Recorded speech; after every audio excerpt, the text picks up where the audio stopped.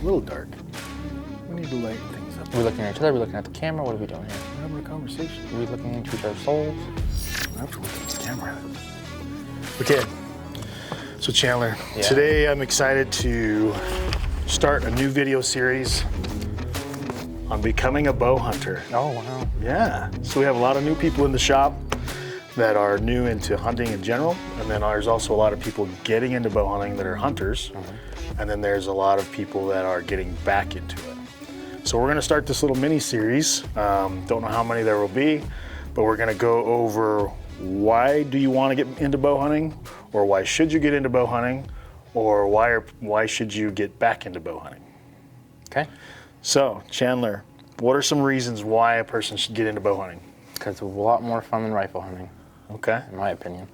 Okay. It's just harder, you know? I mean, the thrill of actually getting in close to something, much better than sitting from afar. I mean, realistically, with rifle hunting, depending on the shooter, you could spot an animal and the hunt's pretty much over. Whereas, I mean, spotting an animal is half the game with, you know, it's really just kind of beginning with archery. You got to still stalk in, and that's where the main hunt is. Whereas, again, with rifle hunting, a lot of guys can sit on a road and drive up and down all day and glass the road and be like, oh, there's a deer up there, let's go kill it. And you're like, go a couple hundred yards maybe, and then you just shoot them from 500 yards. With a bow, it's like, okay, can I actually get up there today? No, you probably can't. Well, it's okay, let's see if he does it again tomorrow, then we'll try to get ahead of him tomorrow. Then it's just, I think it's a lot more calculating, it's a lot more strategic than rifle hunting. And I think that it kind of depends on the seasons, right? Sure. That's one of the things that I think is really cool about archery versus some of the gun hunts is the time of the year that the hunts actually take place. So here in Nevada, the bow hunts start really early. I mean, you get to go out there in August and September, and when the weather is awesome, and you're going to be chasing deer and elk during those times, which is pretty cool. And then sometimes the archery seasons are later, so they're either post-rut, or sometimes, a lot of times in the Midwest, they're during the rut. Yeah. And you don't always get those opportunities during the rifle hunts. It seems like they issue the rifle hunts in the absolute crappiest time to hunt deer, you know, or elk, and that. So those animals are a little bit different. So I think bow hunting early season is awesome. I think bow hunting late season is awesome. So the weather's nice, the days are long, so you can get in a lot of activities. You know, a lot of the hunts that I go on, I'll throw in my fly rod, and I'll be able to do some fishing. You know, go to the hot pots, do whatever you got to do. It's just you have a lot of time in the day during that time of year. There's other recreational activities that a person can do. And then to me, it seems like there's fewer people in the woods. Like that time of year versus a gun hunt. There's definitely less tags. Yeah, and I don't know if it's just that there's less people out in general, but there's generally, you know, less bow hunters than there are gun hunters. In some cases, there's actually more archery tags than there are gun tags in some units. Yeah. So that's actually one of the other points that I wanted to go over was the opportunities, you know, with archery versus that. And then also, you know, August, September, October, November, December, like if you've got coworker situations, a lot of your coworkers want to take time off during the summer, you know, spring and summer to do summer activities. So maybe that frees up a little bit of your time in the fall, unless you happen to work in a bow shop or somewhere else where everybody wants to take off at that same time. Well, then we're just closed. Yeah. We just close the shop. That's what we gotta understand. We need to get in the habit of closing the doors. Yeah. So I think that's really cool as a time of year with it. Wildlife behavior is way different. Yeah. No, way different. So what do you see difference during, you know, well, I guess you said you don't gun. I'm not a huge rifle hunter. I mean, I've gone and I've done it, but it's not something I want to do. It's just I have no drive to be like, oh, I don't even put in for rifle tags. Unless there's rifle, if that's the only tag is any legal weapon, then that's what I put in for. But other than that, it's all archery. The thing that I see that's different is, and we'll talk mule deer for a second, is like mule deer in August and early September, they're kind of lazy. Like they're not really focused on survival as much. No. They're more visible. They're out in the open. They're in the velvet.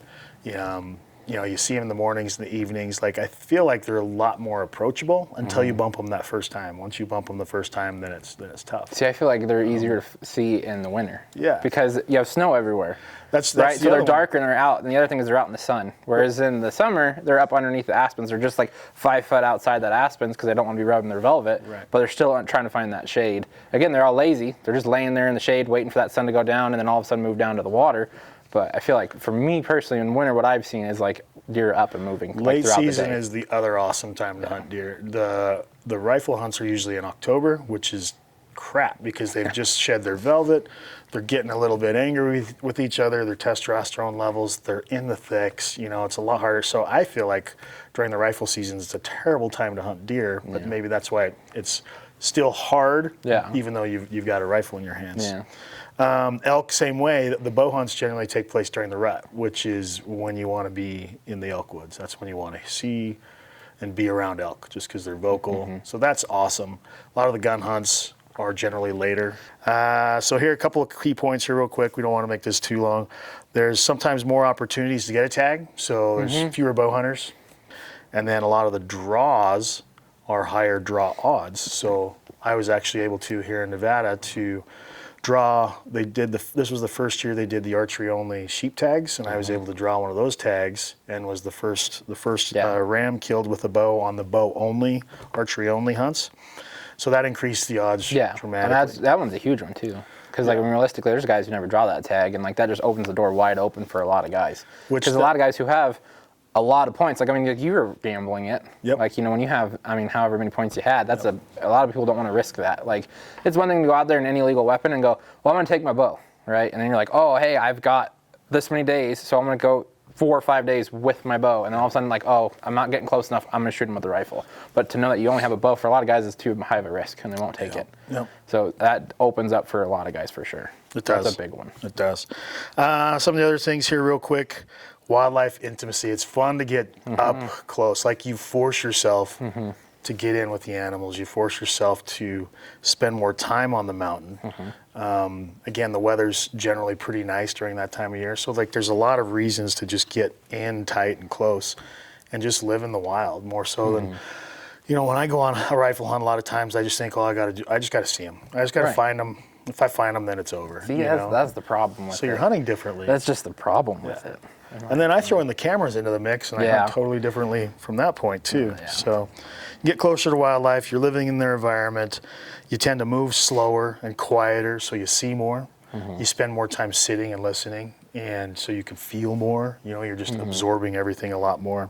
And I think at that point too, you know, whether you're doing tree stand hunting for bears or for deer or anything else, you get to see their behavior, and they're acting in a way that's intrusive. You know, you're not bumping them. They're acting more natural, which I think is really fun. And then there's pride and accomplishment behind it, which I think is really fun. Yeah. Absolutely. That one's a big one. I think that's a huge one for me. Yeah. Again, I think it goes back to what I was saying. You just put a lot more time into it. Well, you should put a lot more time into it. Again, you can go out, confirm a dope card really quickly and say, yep, these are good after 5 shots. You do that with a bow, you're going to be probably pretty rough. Like, it takes some time. It takes, you know, a lot of focus to really be really repeatable and repeat everything back and forth, and be almost as close to a robot as you can. You know, and actually putting the time in to figure out what is my arrow going to do at this, when I'm shooting at like these angles, and when I'm side hilling, am I actually truly traveling true, or is my axis off of my sights? Like, there's a lot of intimacy that goes into the bow and the setup, as well as the hunt when it comes to archery. Whereas with rifle, I don't feel like you're not that connected to it. And that leads into what we're going to talk about next time, which Chandler didn't know, because I just sprung this on him this morning. Yeah, he had a notepad, everybody. I didn't. I literally walked in here this morning, said, put this mic on, and then got to have this conversation. That's right. If I had gave you notes, you'd have been... yeah, I'd been more prepared and probably not sound like a dumbass. So. Well, you know, that's all part of it. That's all part of it. But I'm excited to bring this to you. I think I've got some really good ideas and notes jotted down. And that's the next thing that we'll step into. You know, we wanted to talk to you today a little bit about why you should get into archery, why you should get into bow hunting. And then on some of the next videos, we're going to talk about actually how to get into bow hunting, how to get into an archery setup, and what Chandler is really good about in qualifying somebody that walks in the door and just getting them set up perfect for you know, so they can be as confident as they can be. So definitely try. All right, thank you. See, that's going to be good, huh?